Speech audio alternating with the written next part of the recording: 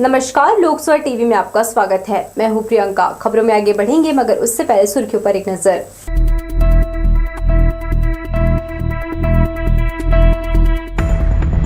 पाँच साल तक फिर से गरीबों को मिलेगा मुफ्त चावल। सीएम की घोषणा, नए साल से मिलेगा लाभ। है तैयार हम के माध्यम से कांग्रेस लोकसभा की तैयारी में जुटी। अटल ने ईवीएम पर जताया संदेह। अयोध्या में रामलला के दर्शन के लिए हर दिशाओं से श्रद्धालुओं को लेकर दौड़ेगी ट्रेन, हुई तैयारी। और जोरावर और फतेह सिंह की शहादत को सिख समुदाय ने किया याद। गुरुद्वारों में हुआ विशेष कार्यक्रम। हमारे न्यूज हेडलाइंस के प्रायोजक हैं Makhija test tube baby centre Bilaspur. हम आपके परिवार को पूरा करते हैं। Makhija test tube baby centre and प्रसूति गृह। तो ये थे सुर्खियां और अब खबरें विस्तार से। प्रधानमंत्री नरेंद्र मोदी की गारंटी के अनुरूप छत्तीसगढ़ में भी गरीब परिवारों को अगले 5 साल तक निःशुल्क चावल देने का निर्णय लिया गया है। मुख्यमंत्री विष्णुदेव साय ने उचित मूल्य की दुकानों से गरीब परिवारों को नए साल जनवरी 2024 से दिसंबर 2028 तक चावल निःशुल्क देने निर्देश दिए हैं। निर्देश के बाद खाद्य व नागरिक आपूर्ति विभाग द्वारा इस संबंध में सभी कलेक्टरों को निर्देश जारी कर दिए गए हैं। इस फैसले से प्रदेश के अंत्योदय, प्राथमिकता, निःशक्त जन और एकल निराश्रित श्रेणी के 67,92,153 पात्र राशन कार्ड धारियों को पात्रता अनुसार शासकीय उचित मूल्य दुकानों के माध्यम से निःशुल्क चावल मिलेगा। विकसित भारत संकल्प यात्रा के तहत ग्रामीण शिविरों में किसानों को बोनस प्रमाण पत्र भी बांटे जाएंगे। इसके लिए कार्यक्रम स्थल पर अलग से स्टॉल लगाने कलेक्टर ने निर्देश दिया। साप्ताहिक समय सीमा की बैठक में उन्होंने शासन के निर्देश पर डीएमएफ पद के अंतर्गत स्वीकृत लेकिन अप्रारंभ कार्यों पर तत्काल प्रभाव से रोक लगाने कहा है। शासी परिषद की स्वीकृति उपरांत ही नए कार्य स्वीकृत किए जाएंगे। कलेक्टर ने डॉक्टरों से दवा पर्ची को अंग्रेजी के कैपिटल लेटर में स्पष्ट रूप से लिखने को कहा है ताकि दवा विक्रेता और मरीज आश्वस्त हो सकें कि डॉक्टर द्वारा जो दवाइयां लिखी गई हैं उन्हें वही दी गई है। स्वामी आत्मानंद स्कूलों में सप्लाई किए गए विभिन्न सामग्रियों और इसकी गुणवत्ता की जांच कर अगले टीएल मीटिंग में रिपोर्ट प्रस्तुत करने को कहा है। गौरतलब है कि जिले में 34 आत्मानंद स्कूल हैं। इनमें करोड़ों रुपए की फर्नीचर, किताबें, सीसीटीवी, लैब सामग्री आदि की आपूर्ति की गई है। उन्होंने अस्पतालों के अनेक कमरों में जमा कबाड़ सामानों को उचित तरीके से डिस्पोजल करने को कहा है। इससे कई कमरे खाली हो जाएंगे जिनका उपयोग अस्पताल में अन्य सुविधाओं के लिए किया जा सकेगा। कलेक्टर ने अवैध प्लाटिंग और बेजा कब्जा के विरुद्ध कार्यवाही लगातार जारी रखने के सख्त निर्देश भी सभी एसडीएम को दिए हैं। खनिज माफियाओं ने नदी के किनारे किसी भी गांव को नहीं छोड़ा है। रेत के साथ मिट्टी और मुरुम का भी अवैध परिवहन किया गया है।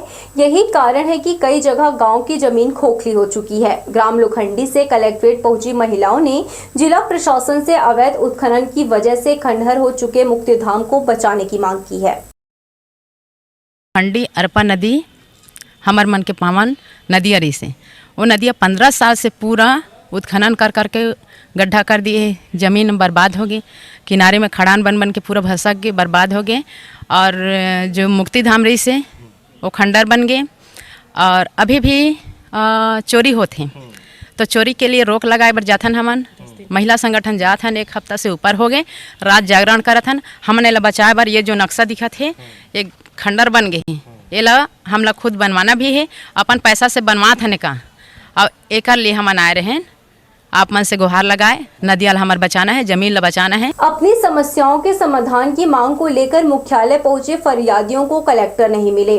परिसर में काफी देर इंतजार के बाद फरियादी दूसरे अधिकारियों को अपनी समस्याओं का ज्ञापन देकर चले गए। चाटेरी निवासी सोनदास मानिकपुरी को गैस सिलेंडर की दरकार है। उनका कहना है कि उनकी पत्नी का निधन होने और बेटियों की शादी होने के बाद अब वो अकेले रह गए हैं, लिहाजा उन्हें उज्ज्वला का कनेक्शन दिलाया जाए। इसी तरह बिरकोना के रहने वाले दूजराम सूर्यवंशी वर्षों से लंबित राजस्व प्रकरण को जल्द से जल्द निराकरण करने की मांग कर रहे हैं। इसके अलावा अन्य कई फरियादियों ने विभिन्न समस्याओं को लेकर प्रशासन को ज्ञापन सौंपा। गैस सिलेंडर के बारे में काहे के अकेला हूँ, माताराम ख़त्म हो गए, 12-13 साल हो गए। चूल्हा फूंक के खाद पियत हूँ। तो अभी ये अब महिला मन के चलत है, तो ये महिला नहीं है मोर घर।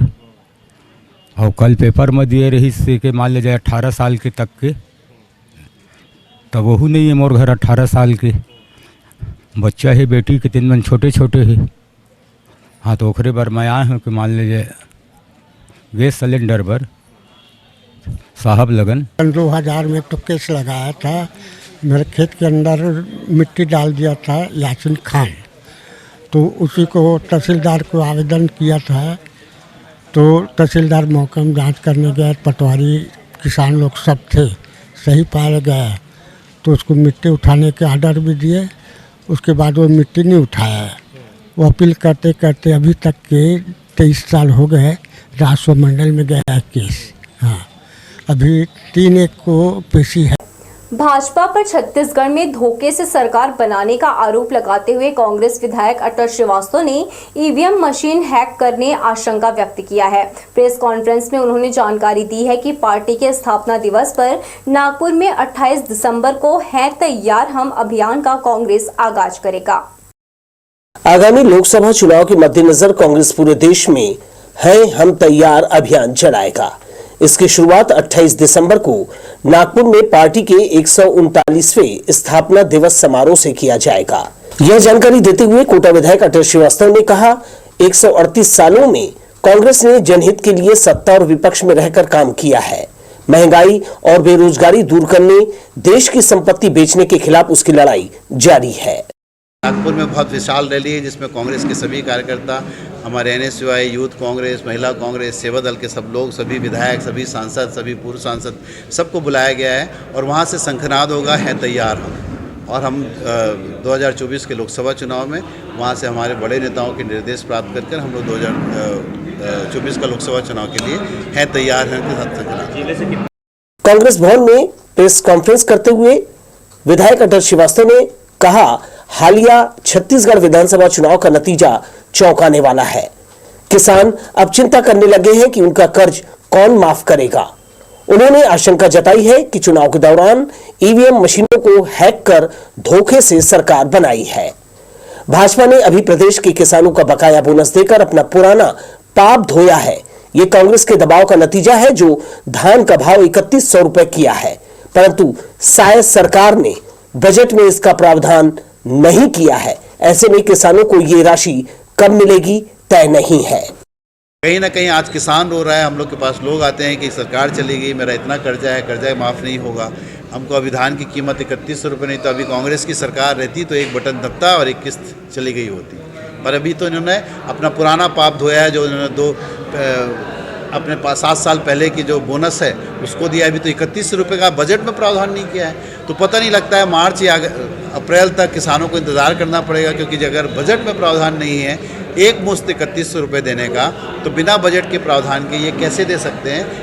अटल श्रीवास्तव ने आगे कहा, उनका ये व्यक्तिगत मानना है कि अगले साल होने वाले लोकसभा चुनाव बैलेट पेपर से कराया जाना चाहिए। अगर ईवीएम का इस्तेमाल किया जाता है तो कांग्रेस को ये चुनाव नहीं लड़ना चाहिए, क्योंकि विधानसभा चुनाव के समय इलेक्ट्रॉनिक वोटिंग मशीन से यकीनन सेटिंग की गई है।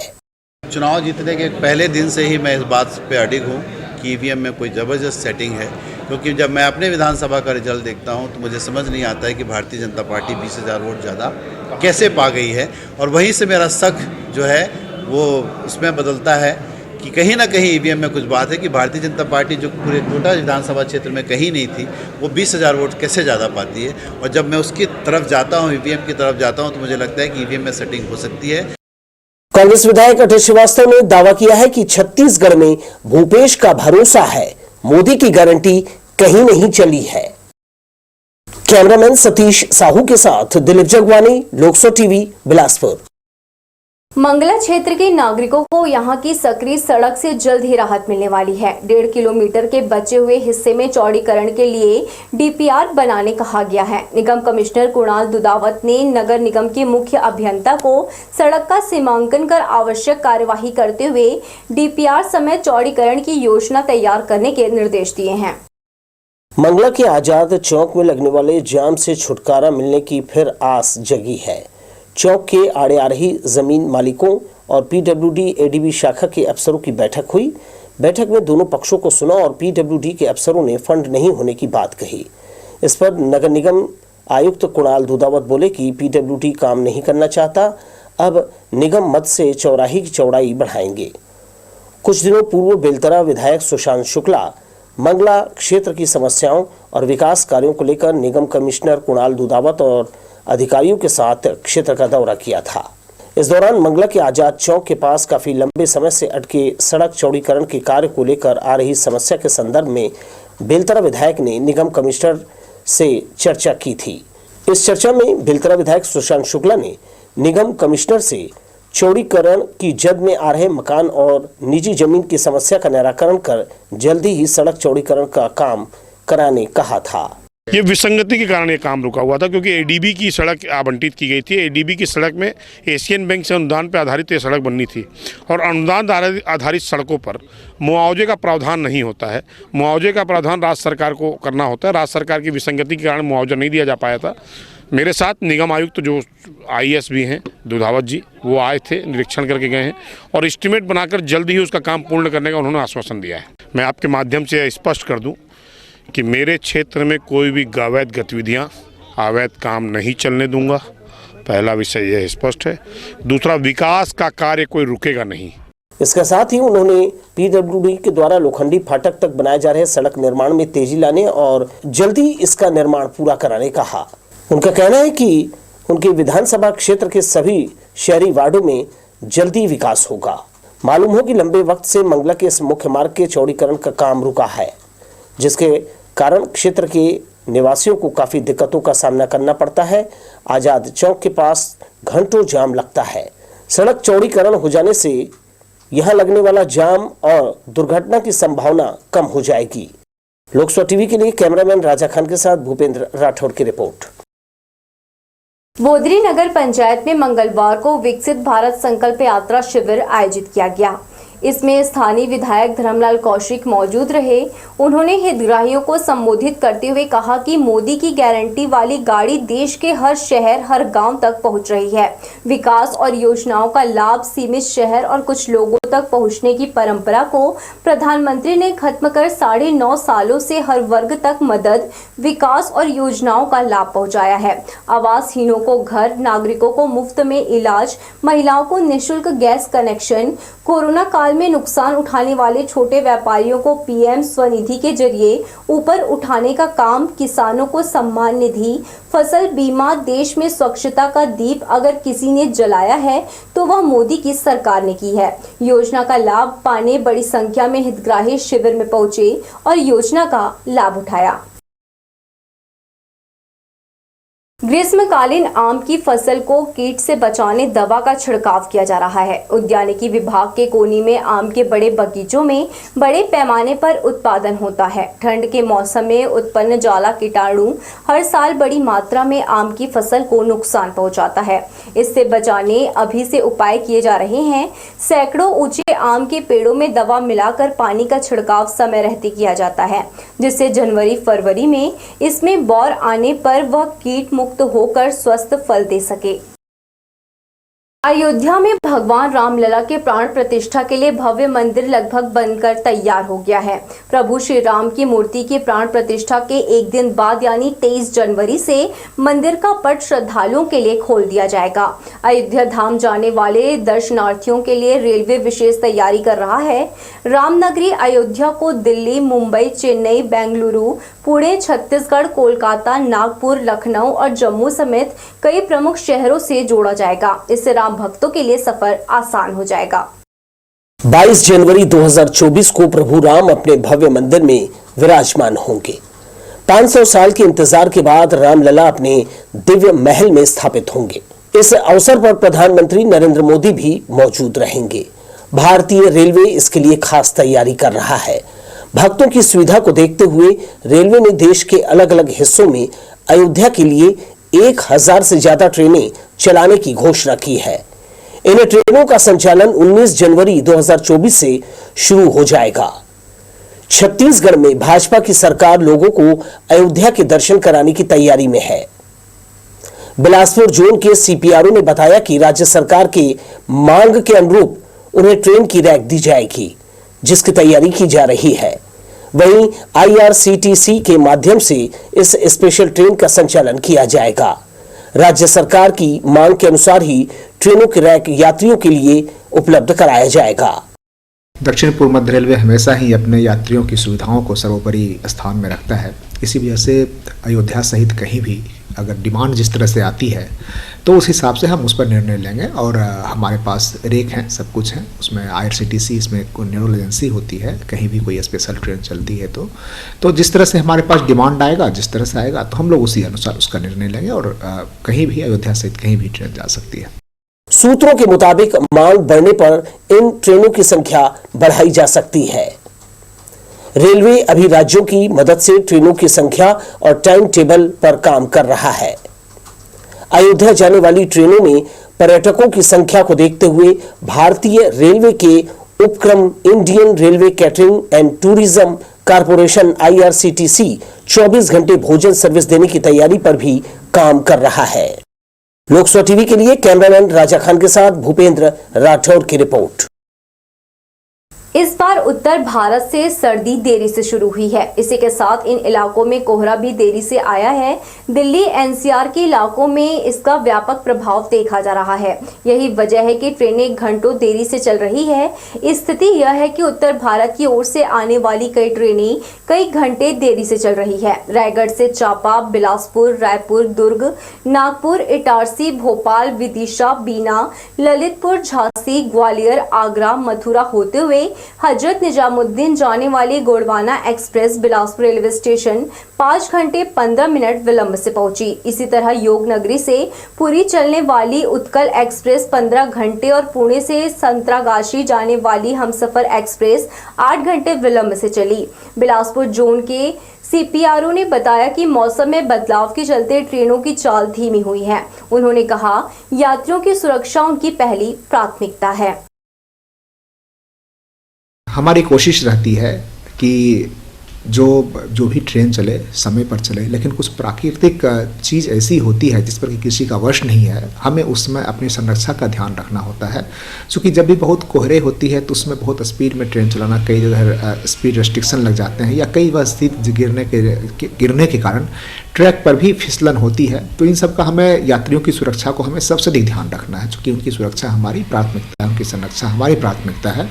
सिम्स मेडिकल कॉलेज परिसर के स्टैंड का पोल जंग लगने से सड़ गए हैं, जिससे छत के गिरने का खतरा बढ़ गया है।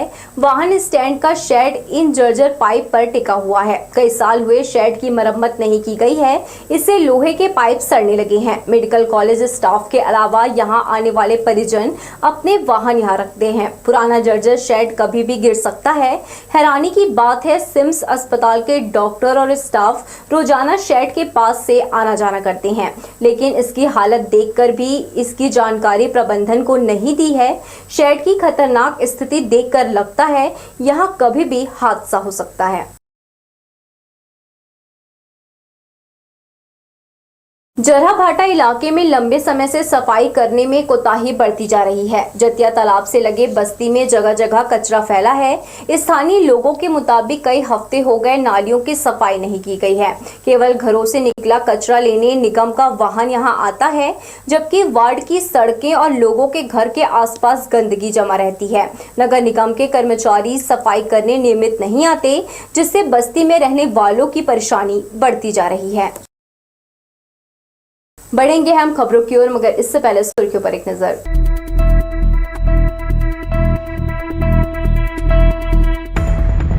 पाँच साल तक फिर से गरीबों को मिलेगा मुफ्त चावल। सीएम की घोषणा, नए साल से मिलेगा लाभ। है तैयार हम के माध्यम से कांग्रेस लोकसभा की तैयारी में जुटी। अटल ने ईवीएम पर जताया संदेह। अयोध्या में रामलला के दर्शन के लिए हर दिशाओं से श्रद्धालुओं को लेकर दौड़ेगी ट्रेन, हुई तैयारी। और जोरावर और फतेह सिंह की शहादत को सिख समुदाय ने किया याद। गुरुद्वारों में हुआ विशेष कार्यक्रम। हमारे न्यूज हेडलाइंस के प्रायोजक हैं Makhija test tube baby centre Bilaspur. हम आपके परिवार को पूरा करते हैं। Makhija test tube baby centre and प्रसूति गृह। सिख गुरु के बेटों जोरावर सिंह और फतेह सिंह कम उम्र में ही मुगल सेना के हाथों मारे गए थे। उनके शहादत को सिख समुदाय पूरी श्रद्धा के साथ याद करता है। इतिहास की यह घटना साहिबजादा जोरावर सिंह और फतेह सिंह के सर्वोच्च बलिदान के रूप में मनाया जाने लगा है। इसी के तहत दयालबंद गुरुद्वारा में शहीदी कार्यक्रम आयोजित किया गया, जिसमें डिप्टी सीएम अरुण साव, विधायक धर्मजीत सिंह, सुशांत शुक्ला भी सिख संगत में शामिल हुए। सकरी क्षेत्र की एक विवाहिता ने प्लाईवुड फैक्ट्री के मुंशी और उसके दोस्तों पर दैहिक शोषण का आरोप लगाया है। पीड़िता ने एसपी को ज्ञापन में सकरी पुलिस की शिकायत करते हुए बलात्कार के आरोपियों से साठगांठ कर उनके खिलाफ मारपीट करने, जमानती धारा लगाने की जानकारी दी है। पीड़ित विवाहिता ने मुंशी डीके यादव के अलावा उसके साथियों रेणु, शिव और रमेश पर शोषण करने और घर में घुसकर बुरी तरह मारने का आरोप लगाते हुए आरोपियों के विरुद्ध कड़ी कार्रवाई करने की मांग की है। मारपीट हो रही और बलात्कार किया है। कौन है? 4 आदमी। हाँ। कब क्या बात है? ये 6 महीना से कर रहे थे वो लोग। और बताया नहीं क्या तुमने? नहीं। घरों में नहीं बोले रहे? हाँ, वो नहीं रिश्ता। अच्छा। घर में आदमी नहीं थे। तो अभी क्या चाहते हैं? अभी उसको रिपोर्ट करने के लिए चाह रहे हैं। ये विंध्यासर में रहती है।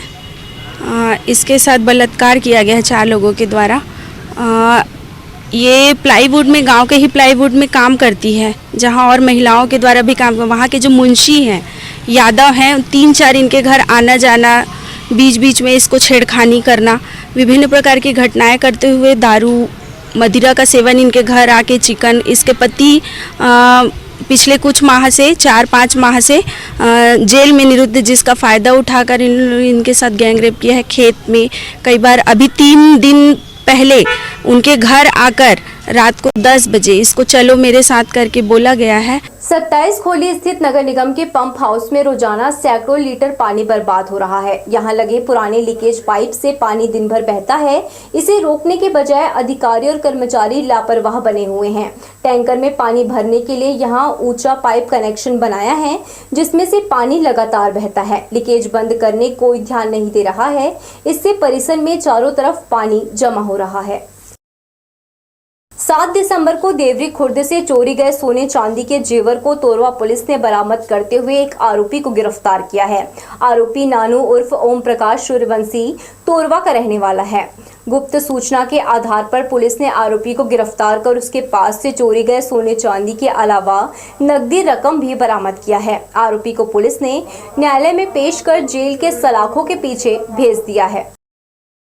थाना प्रभारी सरकंडा ने नशे के कारोबार पर अंकुश लगाने अलग से एक टीम का गठन कर रखा है, जो थाना क्षेत्र में घूमकर ऐसे लोगों पर कार्यवाही कर रही है। पतासाजी के दौरान टीम को सूचना मिली कि सनिचरी सब्जी मंडी के पास 2 महिलाएं इस काम को अंजाम दे रही हैं। अलग अलग स्थानों पर जाकर पुलिस ने रेड कार्यवाही करते हुए उषा साहू और शशिबाई खटिक को पकड़ा। इनके कब्जे से अलग अलग 54 पाव और 34 पाव देशी प्लेन शराब बरामद हुआ। दोनों महिलाओं के खिलाफ धारा 34(2) आबकारी एक्ट के तहत कार्यवाही कर न्यायालय में पेश किया गया।